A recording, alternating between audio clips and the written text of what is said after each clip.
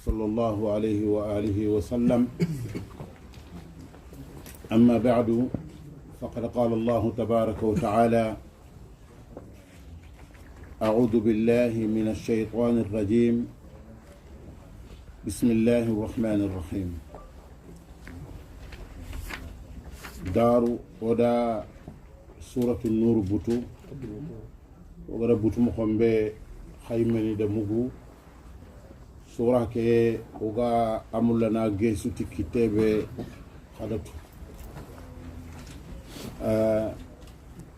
سورة كي ونمولنا جيسو كتابه كتابه أغا بانامبسو سنونديني ونخونغا أغا كفونخا سيرونديني bawoni kafo anta sirono soro kubeni ga na ko ngai ga birana iya ga masiro falle yo kenke ta kuma ada koy nanti kafom pati tagayu kafom pati gurdo kafom pati balladu do tonto kafon ni hadamare mun hadamare mun kun ka iganati hadamare me jinsu nyani ado daban chumbana Allah subhanahu wa ta'ala gada da ado daban mbogo me fini be ni agana kunde bari onata danga sere mana jikuni ngana jiku gante hadamare me nyanta ado faren chumbana ado daban chumbana yo agana jikuni kutu ona tudanga sere sonu kon kunno ku sere nga bono nditina ke hadamare me fatanga itini ya sere fatang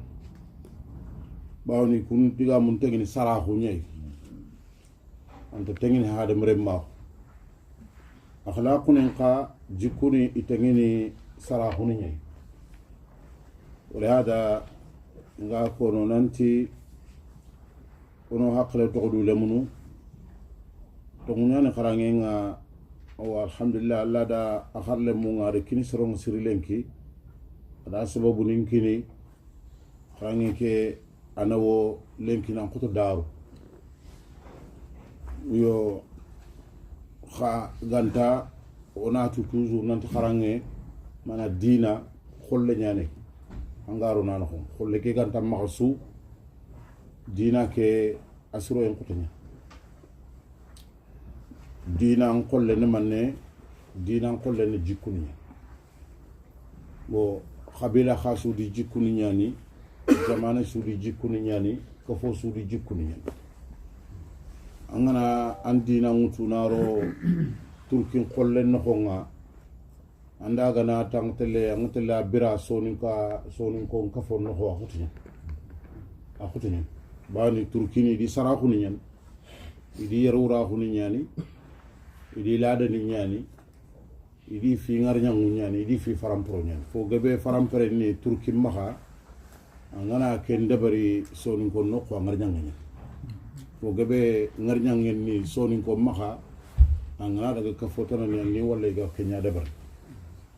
ndo suraqi ngana gam kille khadifa ke biren do mere angana tara ko da ba nyakhan kibare nan tirindini angari yakhan tunako taxé xolala ko ngana ni me ko ni ye me tirindina ñakhen xibaare ba suraq ila da fe jikku sire fe ku max yigon tirinda ñakhem mo ma surtout mango ko sa alaq ke to ko dubane ana ko si wa kati fulane mo ko ku soni kara ndo serbe ga metu xaga damu xaga na mewori angama tirindi dunkonu amma tirindi remunga amma tirindi mai amma tirindi yakenga sara wantam sahih wala wanna tirindi ya wa idunkonu idan janqa khabila niku wa fini kholle bani sugori dina lo kholle beno khonga wa ada khal akapalle man qallen tabana hada min almuhim jiddan ولهذا إلا غنانيو غنا سورة النساء سخوندي خونا روندي لابوراتوار نخو غنا خرا برو fini fillida bane ñani o kafo ke parce que o kafo ke gar xebe sasa a hataji sirondinde siri le simma sorof le sunta me so xum ke ngale sori ka wa hataji sirondinde ñay keta wa yogoni le simma korna lada ninya lada khaso kubane a kota bo una ñille kat lada khaso ko ay so kafo ke na ile sirono bo yogoni wa simma no tubabu ni ku ga biren mo goni ku beni wa liberté ni ku do démocratie ni ku do xibar ndambu ku il faut na ku ñaaro do ko fon ko kafo ke na siro yo goni xawa simana on xawa suronde ke murunu dinankara ñayi yo xa iga proposer mo xobe an ko iga tele jamanu tanani dinambire kitte ñawutu iga proposer soni kara kenga akutunen donc il faut kenya ngat sababu ni na attention parce que kafo lanta oranta sine su kafo ngana da bari c'est-à-dire kafo an da bari tabane aray kamo fili kamo siku june sine yimme kafo chance nen kutuni bo khagana hawta gana giri batten khayi sorobe ni ga me ni ne pour na mlay nan tigitay qur'ana maha bono bo il faut xana nya tuwanu nya igana ni le na ta khuni kharobe ni kam ma khanya kharaburunga yerdo waxat khada ga ile ne gili batten khat idan fo onatu nanti kafon fo dinka an ko fura khor nya jinga na bagawul idan na jofandi jinga khotenyen na jofandi jinga akhotenyen khayfo na jofandi mo khon khato ya suratul nur akafini soro beni qur'an iga kafo ngana gijik gajaha gana giri battenga iga nanya taxundi ni xarenga iga kafo ke xaranga tay manen kata sigi bani suratul nur ari wakati ano khonga daru khamamu gungada masababu nuzul suko daru masalan kusuna ko masababu nuzul asbabu nuzul ni ngere lakin sababu nuzul ni ku hadafu ngotuyi banata wa ama wajabi wonanda ko qur'ani ke tekhi tarikhun no khon parce que wakati ni nyogoni o qur'an tafsir ndi mo ana ko gatel qur'ani ke tekhi tarikhu nyaano khon ana ko sina ko diga me keri do kunyai wa ngama mulli wana nyako masala ngeta wa igo kebe ga jarabi do yakhari changana mbaktenga yakhari changana kegeti wa inte yakhina yemi ganari madina gada faren ko akhbaren ko farenda ila akhiri ayu ngari nanti wa zani wa zani azani la yankihu illa zaniyatan aw mushrika ila akhir al-aya idan bimana asbab nuzul ni koni kharanga ulumul qur'an nga maqsadu begi kharange nga do hadafu begay ne kenna tawjih na orientation kini tafsir nga na kata orienter nan kata a talongon dina ga tegenti karabe ugana hawta ugara ken tubaneta wakati ni nyogoni waraite le direct hadaf kay wana golnya tay parce que o hajunya ne buru o hajunya na suratul nur buru o kafokay donc kenyani o gama khawa on ta selene nan cigi na xawun ci fedo bala xal ci fi gillu do tarikhun ci fodo xisa gillu kama il faut ndaga direct ay ku gamulla o ndaga ti kara ke bey na famu kafoke manenda kara manena sigindi ngada o daru digam kunu khonga wurindi tombolli kama presque fini wa kargi wodo kunko daru na famu no haklen to hokuma wo kundango ma digam kunu khonga parce que wakati ni nyogoni kharangi ke no khongo ganta fe ndabarni tombo ndabarni bani fillo sikko nakato ay ko oranta khulasa de barni bi mana oranta diga men pour ya xem bagandi o gere kebe suko daru asu furu ya xem manne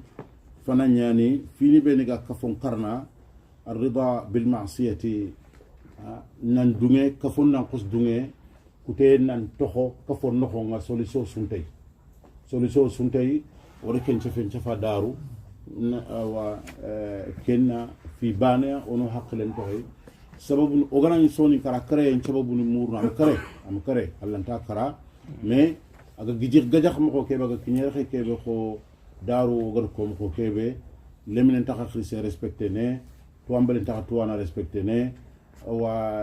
ton khadi dangon taxa kanankay dangon taxa fofoy ser su digame ben la dinga dallay kono moga kinyene rexe keta sawabit ni cu giri batu oga tin fumbe la sawabitul mujtama ka foke sawabit ni su giri batu na faamu har sara nyimbe gana teni katire mele kanga fo murnu ma hankanu te nyante ngene donc ogana hawto ogana kinye kelle khaybane wa il faut qu'on a dirasa nya dabari c'est-à-dire na kharamu nya dabari kharamu be ga ka foke kare mo konin ko ngoda ka foke kare afa am kare mo mal nya ge me konu ne ke nya kam bawoni ka fo lenciren cu gana wure banata taguma ci siref wa xaay ko ka foke haqiqatan ko daru ngar ko mo be xama bara so nga ka foke xaran xada fini kubeni gana ko igi ko xada parce que xagana bari banata ko kebe ñaax ngay sasa tuwana cu ga kana sefene kem pati taguma ci sire ko fondo tuwana cu su afati nda iganta tu afati ko yaaki ganta fini nga an famu min saku parce que ka fongam ko be wa an ko gar gol burenya adi gol burenya ko lendu nyaxendo lendu mbenya anga jofa lendu mbeke banata o ka fo ke gol bure nyanga dang ko lendu jaxo ken keta bananga na fokita ana urba ko fo no na ta ko no famu serenga na khara wala munu ko khali nda khara o inda tuwa kun kita ina khus bogono khade be ke lenki Paris docteur ni be ni ga de be ke ngem sare khagatu na geb nya na suur bak khano ka sura golina sura kunda sahih wala la man ni ken cha et pourtant ga ni kharal ko sura ko kumi de ma khandi de ma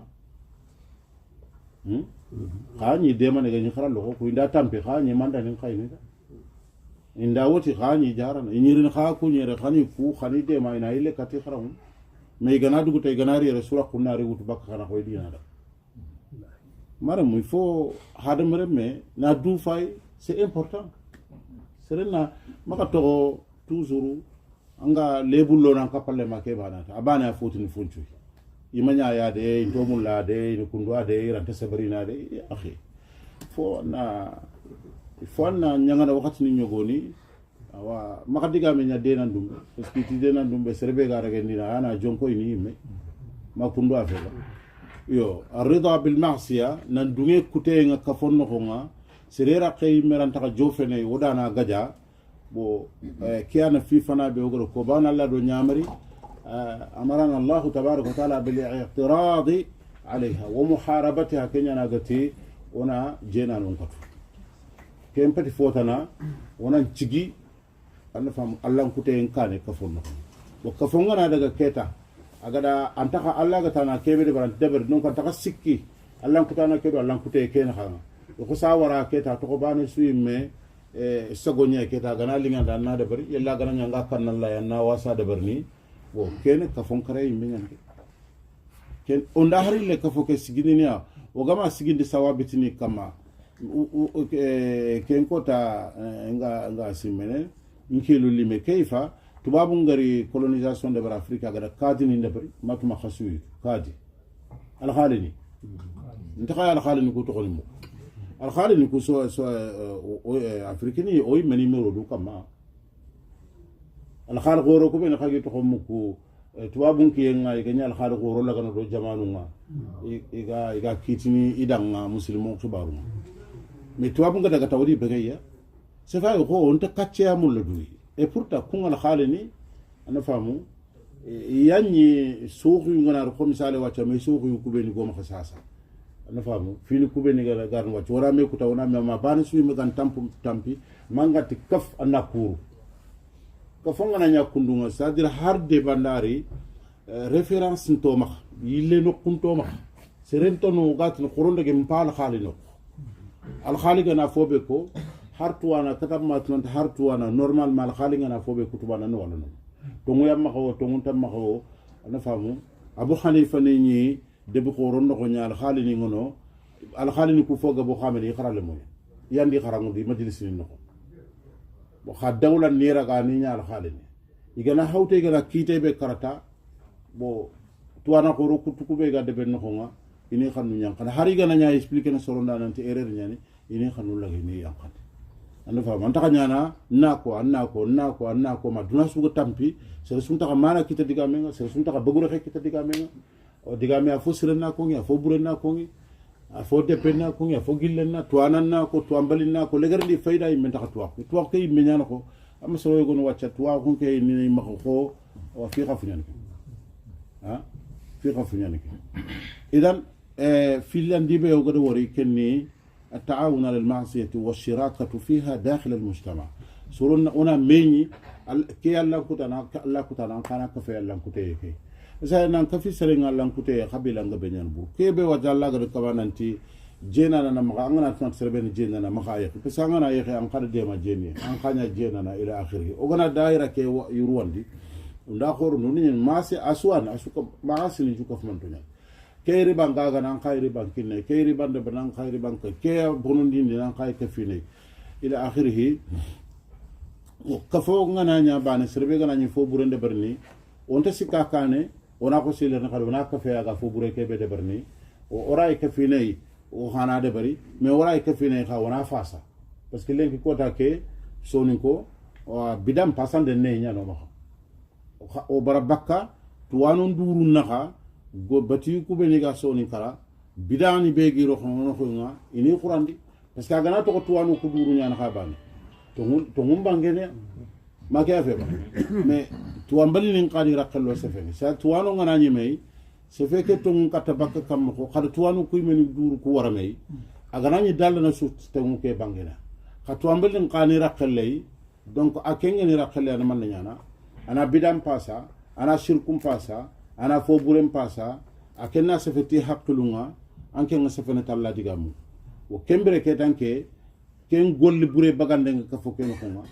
fofu susun to xotay kenya fago sigi misale nga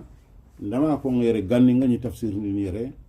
debani yogoni ko joppe soni kara sefe en khibare har lenki le munum pinantri dina sefe en khibare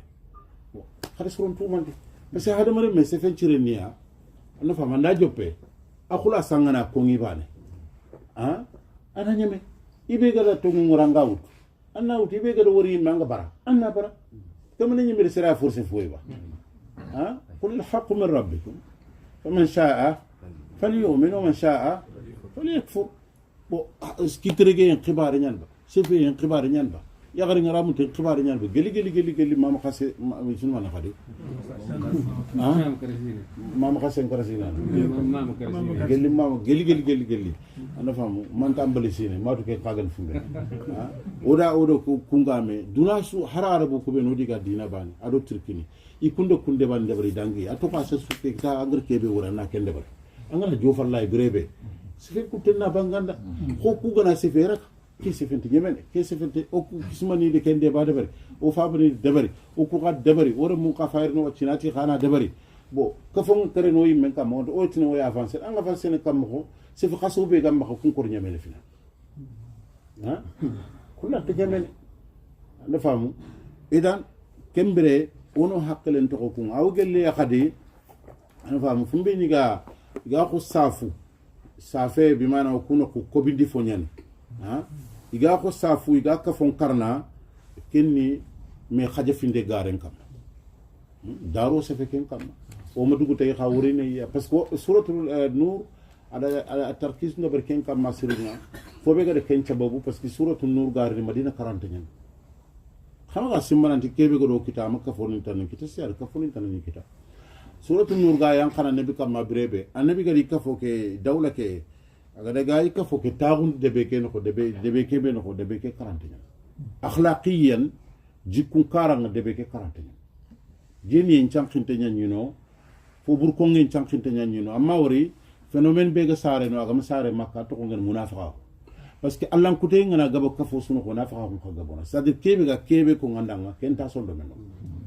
matu ma khari ndiga mi ke fo bur ngana gabo ka fo no ko bane sir gebe fay so ina ndang karin ten kita alingada anna fam sir gebe fay digam parampre gebe ko mangre simalla ko mo horenya fay Allah ko mefe wa haroke dawa yimina ogre sere be wor ganninga ga dawa de berna ga fankre ne mayra bunga bo fi wacca ga tak tar khesa dawa nga angana tara man khana namu ke tampi ke da wor ko tampi wor ko tampi man ne bi nyimu nyogo ni kullaga na ton kadi sintari yin kollo nakane na bo ko uncabari idi yogo ni fitte yimbe no idi masha Allah anken tam do ko anga joppana birebe khalasi en tam amma joppa khalasi kam angana nyangaro joppa khalasi nya kam so angaro tu khana tangaro kebe amaro fone agana khoton kam ina risi nyimbe wutu ina nyimbe ke kutu filo kenti kanga wat e kondo ko nganda khana khirina anga fofu ko ifo soro na de bare anken ke mutu minne donc an erreur ke de bare kundwa nan tanke nga kebe ko ifo asuna de bare igama de bare tan na khos décourager donc anken ke mutu minne mamour gar fumbe ko makan ko chudo wutwa ha mamour gar fumbe ko sallallahu alaihi wa alihi wasallam hari fathu makan ga nyagari makka wa gati man dakhala bayta abi sufyan atun qad abi sufyan fa huwa amin ila akhirih pourtant de sécurité ki yogoni di ñoko mo ñawti daga sami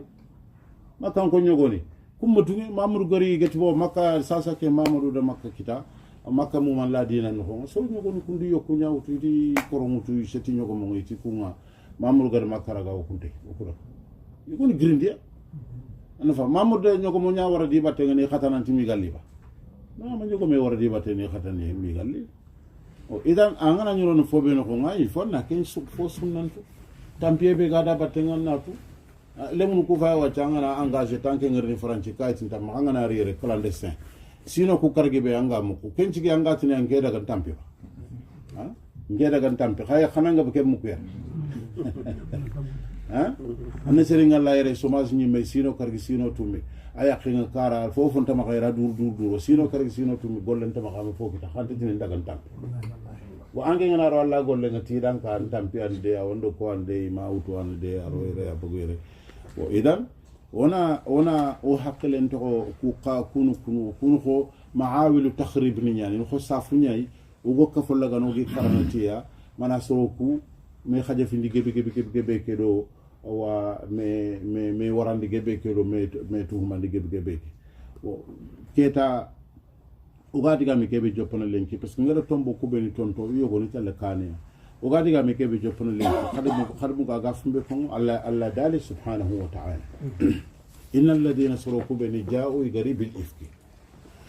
iya gari gindi tigaran kuti khore kebe gara wutuna kutu naro ummuna aisha kam radiyallahu ta'ala anha sorobeni Allah sorobeni gara kungaro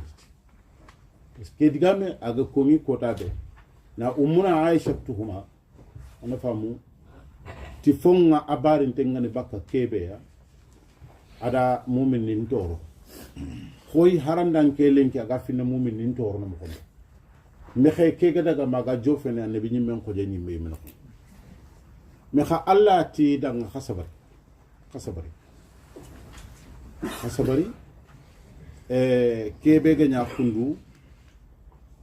khagar fam mo ko kebe kundu be serebeni do ke bonegari gar kutu wasbatun jama yani minkum khibagu khan ko ke sadr khan ko ke mi amanya madu ma khade diga mi ke fa wasbatun minkum ay ko seregana fo bure de berkano ko angara ko sti enti khaya mare men donc andi suru ndar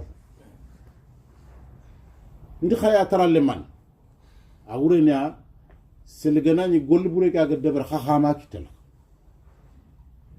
عصبة جماعة يعني منكم أنا فاهم إذن يرى خا أسكيا وناديك ميك ترنك وناديك ميك أناليز وناديك ميك فاهم كي بنوي بيوغا ونسوني كرام كوبي نيكا بنوي كده برني إنا مني إنه كفوكنا ko ni remon waramon ko gononi ko tagalle mon ko mare mon oya jambur ni magir selango na lo soni karano ko igati gambur ko ngin ma jambur ni nyali jamburu ni magir nan li digambur ko soni karana ko ngade est ce que jamburu angir di soni salle nan li nallo modi ni nyimeni kaba jamburu nyali debgu mun kaba jamburu nyali tuwanu kaba soni kara no way menen usbatum minna ma hadiga mi ke fam awrini au kafo kay me ambono diga mi ke qur'ani ke angadu darun ko re kada diga me goy diga mi ke développer sur ngere kitabe be de français ngo kitabe ke to nyala lapidation précepte abrogé des droits musulmans ayere ay kitenere akhay kitenere manga sini nanti ke se fe ku se foka ko ngin waxti kebe medina presque an ko sangue an famu sangue na fo sangue har qur'ani ke manga ngene regene waxti nyogoni ko ga dari tabon to muskila be go kuy ona diga mu ku tarikh qaranga an famu Allah gatino kuni be no qur'ane la tunqadi wala tukrahu fatayatukum ala albigha ugana ni ken khama khaya kharintu khatumbar le nya khadu khama ki force jenienga wona daga Abdullah ibn Ubay ibn Salul ni tokonin ko wona daga munafiq ni nyogo ni ko nanti jeni komponya nyima kha dara ponin ci ginto ngania itumbar le munga tele jeni no soronga jeni ni tiya Allah gar ke ay yan xam Allah te kafon kharang kunda nga famu kundu Allah ta famu wona rege hadisu puga kongo faringa langandi na gadigan khoton ko sorobeni iga tokko falle jahadungu mum palle pour nan cagati xaru nan jeedi ma kun ku xantanonga ku suyinonga donc ku suganonga jus iyat ne ñano gani kafme wona kulliye yogo kitabake awren kafoke mi a maña a waxat kafoke a mañante ken kafo mañanta wa sigi keta jeni sankhinte ngabe ngano xonga ma ko xada daru gol buresu sankhinte nga jaman ko ganga be jamake mere mun ci sun metu manta ini metu manta e sersire khasunta kisini sababu be gare kende bari ilmu nafs nyana ayrin kana qur'an ngana ta indatan nga ilmu nafs wala ilmu al-istima magasi mo ganan tufuana ka sella non ta sella ana fonno honya o irini kat kana irina ko fumbe ga kende bari pourquoi gol buru nyanga nga gol buru ke be defani fo kana serenchu sutu mate yana serenchu mekini teya pourquoi manandi kende bari ajje ngani nga gol buru nyanga no maka ina ko fon serenchu susu boronite orin kenci fe ngaka idan kembre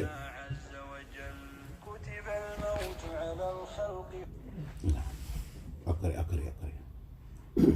idan kamaninga tiyo kubi ni gada golbure ke de ber kundu anda famu usbatun jamaya ni minkum min khana khokia awren khajama ke me amana kiana expliquer no dalima jaga to danga la tahsabuhu sharra la ike golle khama khasimo fo bure nyan parce que fagar kha hayba ko ani ke diga mi famu kam la tahsabuhu sharra lakum min wan nabi me nyakinka Allah na to da la tahsabuhu sharra lakum khama kenci mo fo bure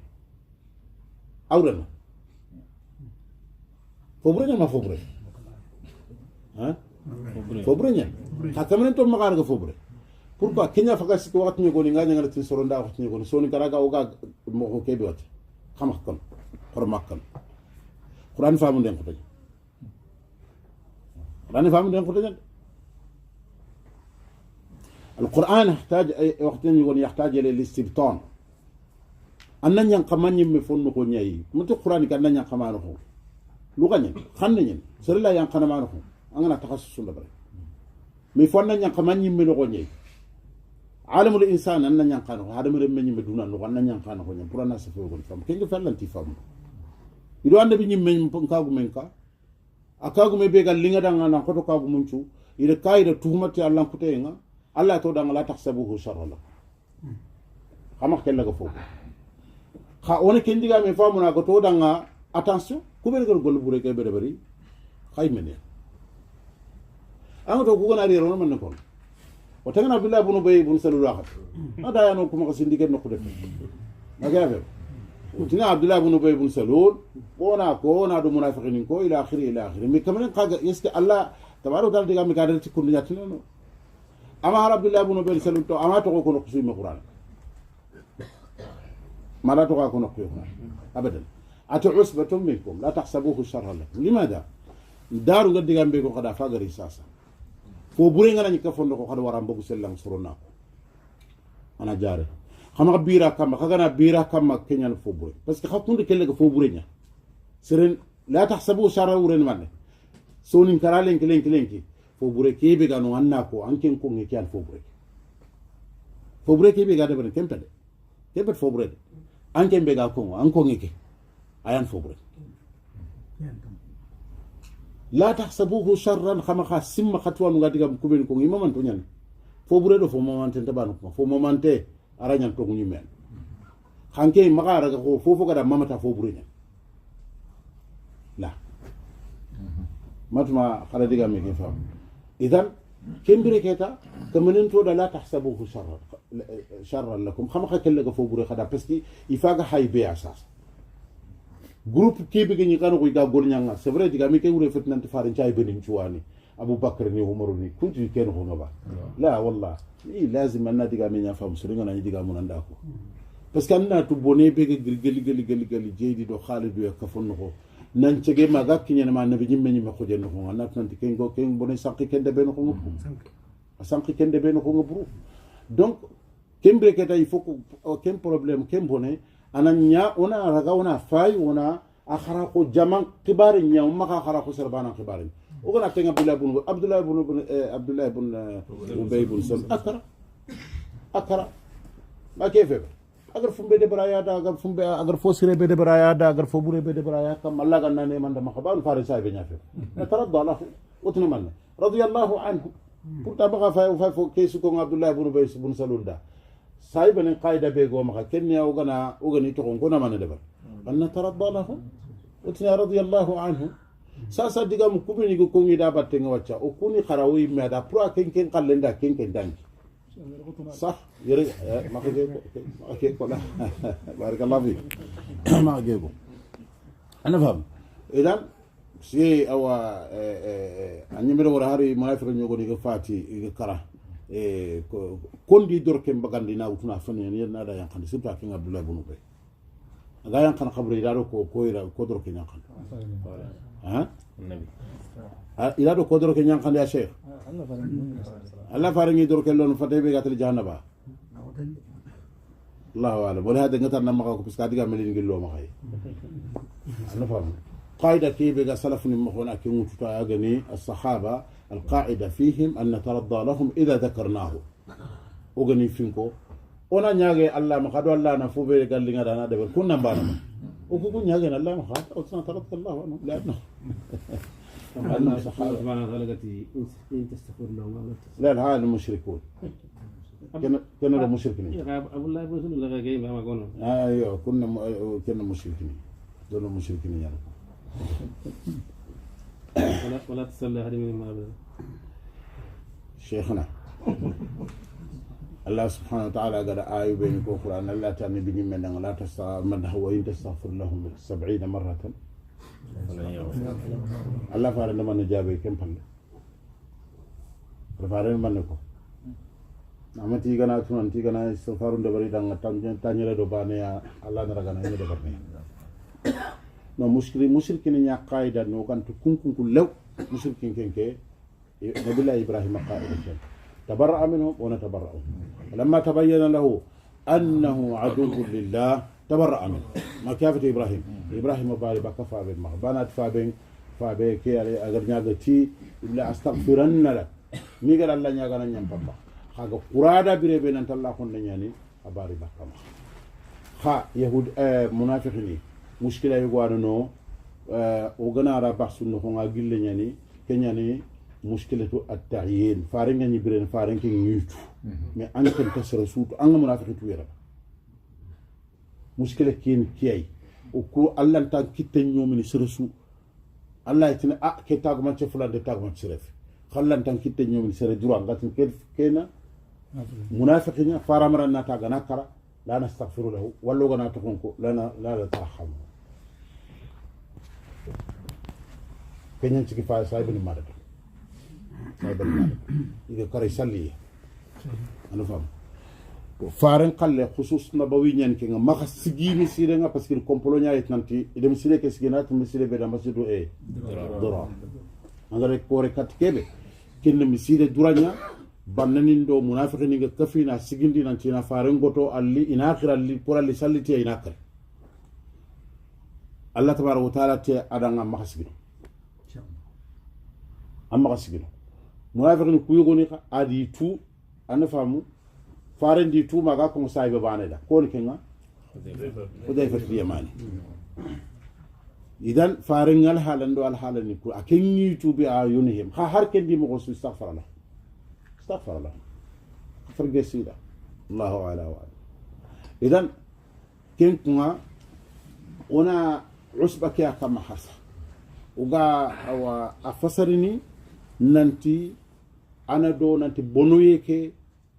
سرباني في اللو أنا دبرني خاغنا كني نيفو يغويتا بنويك لابد ونا تخصي ننتي بنويك كيني كفمو من بنويك ona bonoye ke wara sellanga wana khara dome ana ngaibe sellanga o maka kella ka fobo ana ngaibe sellanga ana kongi ana jare o maka kella ka fobo yo ke hakke fini mashakil ni beni problem ni beni go ka fokeya bal huwa khairul lakum kenyam pasu khada paske agana bogu sellanyani agana kongi ana famo ana katu jare ne ma kefeba بسونا كتدو تانغاني خا كمبري كيتا لكل امرئ منهم مكتسب خا كومبيني غا سلان هايبه كي غري سلان كوندو خاسوغا سونوتاي فونتا خا كوندانغاني كوبيني غر غولي كي دبر من نارو جنوبون كارانيا جنوبون كارا كوبيني غر غولي كي دبر كيتا لكل امرئ منهم انانيا بانم بسودا ينو خا مكتسب غر كي دبر واجب اللي فوبدا واجب العيني والواجب الكفائي sariya nokonga amana mpayire